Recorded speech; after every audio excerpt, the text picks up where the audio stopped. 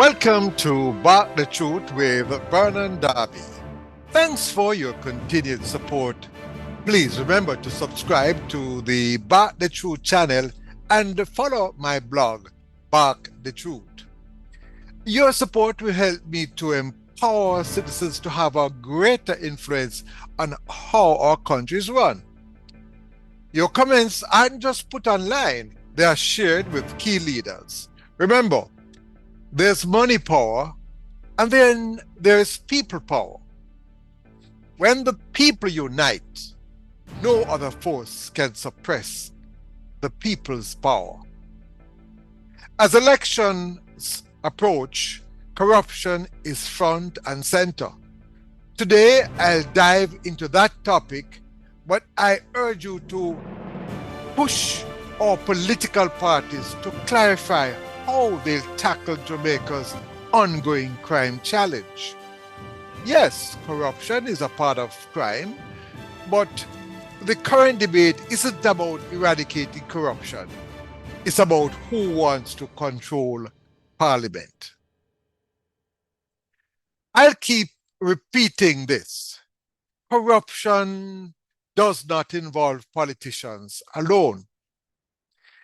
It's become a political buzzword because it's a hot topic leading up to elections. But after the votes are counted, will things change? Not unless Jamaicans say, no sir, no sanky, no sing so. Take the education sector as an example. Jamaica has around, I think, about 1,000 primary and preparatory schools, and possibly about 180 high schools. How many of those have been audited within the past year? If you know, please let me know.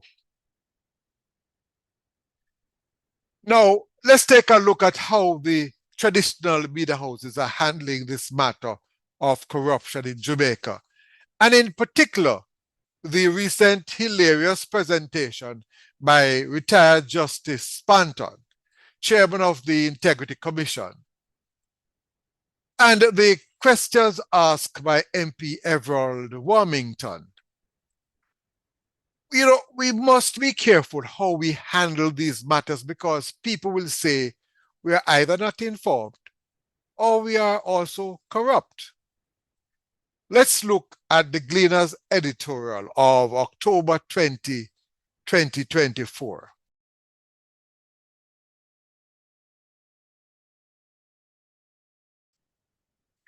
Let's look at the first paragraph of this editorial.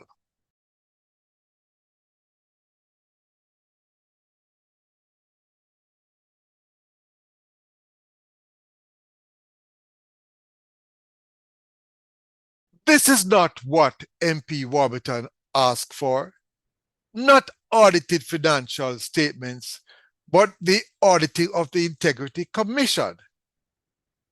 And generally, we should be looking at the auditing of all government departments. Let's look at another paragraph in this editorial.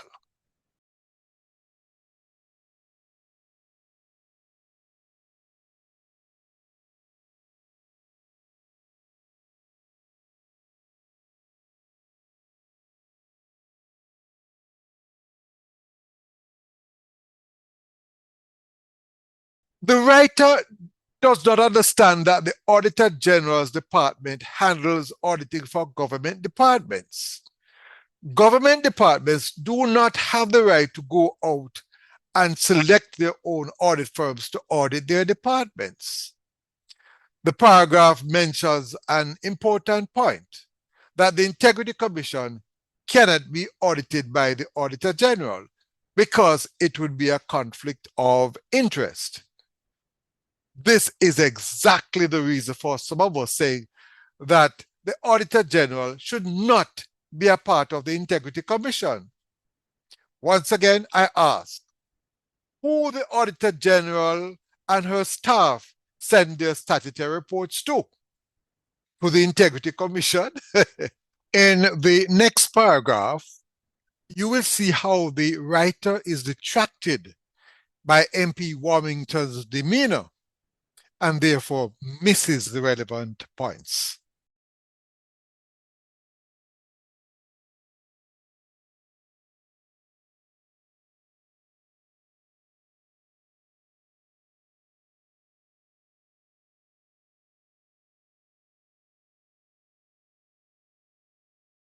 The comments that the editorial made about the behavior of MP Warmington may have been the dark shades which prevented the writer from seeing the points made by MP Warmington.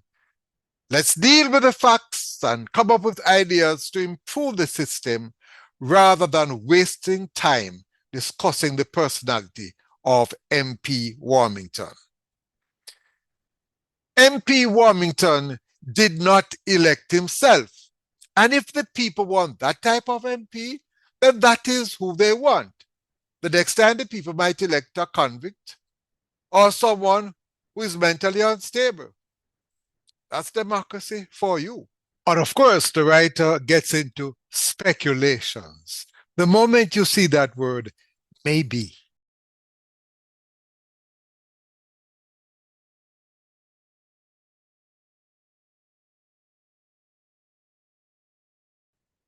Later on, there was an article that compounded the errors.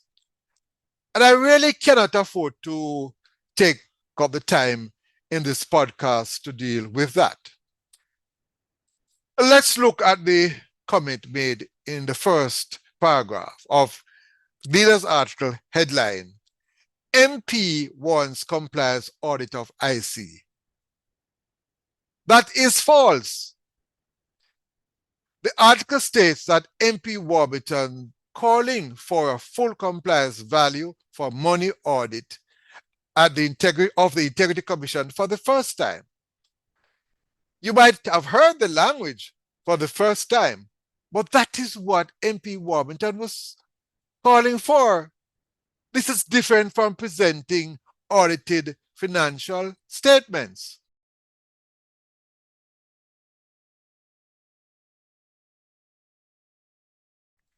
Once again, the article mentions a statement made by the IC chairman about audited financial statements.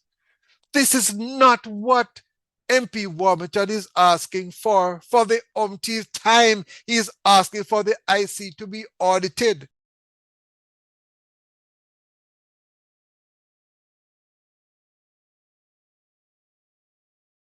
And again, the article mentioned about Mr. Warmington being absent from a meeting where the audited financial statements were presented. This gives the impression that because MP Warmington was absent, he was not aware of the presentation of the audited final financial statements. Let me repeat, some will say, let me repeat again. This is not what MP Warmington asked for. Before I leave you though, I interviewed MP Everald Warmington shortly after he asked for the auditing of the Integrity Commission. He can speak well for himself, but also I must tell you, we as a people must speak for ourselves.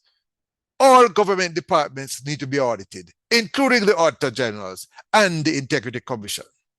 Let's listen to MP Warmington. Well, the issue is that when I call them, the issue that the Integrity Commission always trying to create a scene or draw attention to whatever you with some stupid statement and what a response want to say something.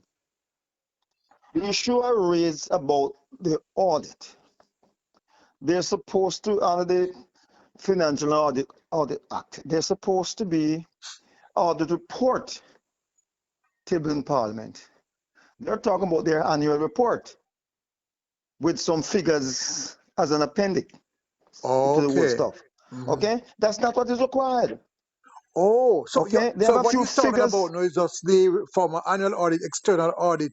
We just look at the figures. Some page and put some page with figures in their annual report. That is not what is required. All of the agents in the department are required to have an audit report table in Parliament. Yes, yes. Okay, The issue is they choose some who they want as auditor, select who they wanted the auditor to put some figures together. Audit report ought to include the performance audit, ought to include the audit of all the other years of activity within an entity. Well, how does the Auditor General fit into that? The Auditor General sits as a commissioner, and she's also I the don't auditor. think she has any credibility in any case. Let me make it clear. As far as I'm concerned, she has no credibility. Okay? Mm-hmm. If it was some other agency, she'd be making some big stink about it in the house and publication and such to get attention. You okay? So you're She saying should not have been. First and foremost, yes. she should not have been on it. Oh, Okay, because based on the Constitution, it's a conflict of interest. The Constitution prohibits the Auditor General to be serving on any other body because she's supposed to audit all of them. Oh, because she's there now, yes. they go get some external persons who say auditor to audit, but they're not doing it as it is required. No, they're not. So let's talk about. I'm not reading or what they have there. That's not what required in Parliament. Good. Help me understand this, Mr. Warmington. My understanding, when you have an audit now from, say, the Auditor General, they look at your receipts, see how funds are spent, every damn thing. Oh, okay. But for the external auditor, you just present your final accounts. Thank you. I see. Your accounts, but they have to look, as I said, performance audit as such. It has to include the activity, all the activity of the entity. Yes, yes. Over the period. So put some figures together. That is not what is required in Parliament. Mm-hmm. And what I'm getting at. And you have to look at, for example, who did certain things and who was authorized to do certain things. Right. Yes. What breach is going on at the same time? These guys, what they call professional auditors, come and said it. That cannot be to that. All they're concerned about is the figures. So you're saying now that the Auditor General, being a member of the Commission, would probably be in a conflict of position in that she could not. She couldn't. She cannot do it. And this is why we have to remove her from there. Based on the Constitution, she should not be there. And this is why we have to remove her from there.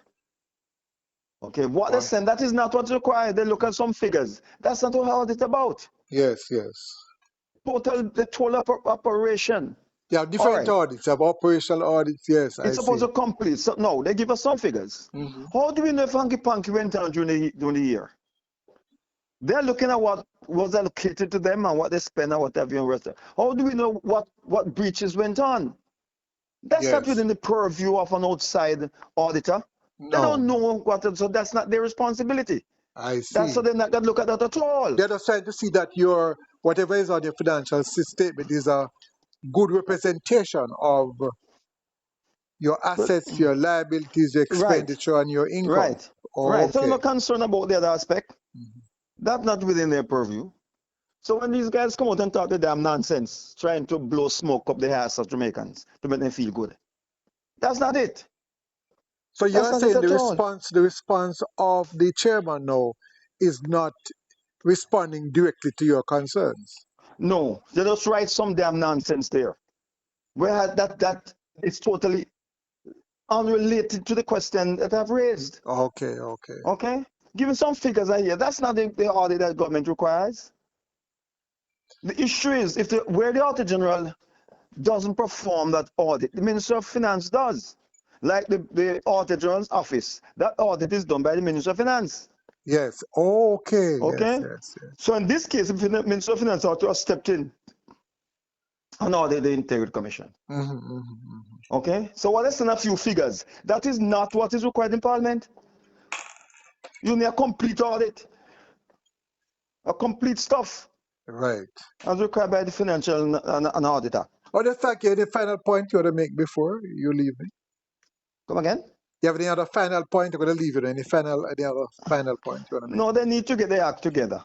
And Parliament needs to really write or put in place the guidance and the guideline that these guys are to follow. We're not coming in Parliament and being bombastic and rude, as Panton did. Yes. It was disrespectful. And as far as I'm concerned, Panton is a second-grade lawyer. So when it berates members of parliament, Panton ought to remember that he's a second grade lawyer. Okay? All right. Thank you very much, Mr. Warmington. Have All a good righty. day. All the All best. righty. Mm. In closing, some will say that MP Warmington brought this up as a distraction from the work of the IC. He's a politician and he's defending his party. If the IC is not properly set up and does not function in a particular manner, then this will deflect from its work. Two things to bear in mind and to remember: corruption is not a parliamentary problem, it's a national problem. Using it as a political football will not make the system less corrupt. Corruption must be dealt with by all of us because it is a national problem. It did not start today, and it will not end tomorrow. We can only try to minimize it. Well, that's it. This has been the Trute News and Commentary with Vernon Darby. Remember to like and share this podcast, subscribe to my the Trute channel, and support my the Trute blog. Help to build the people's power. Vernon Darby saying to you, I love you all. Walk good, my friend.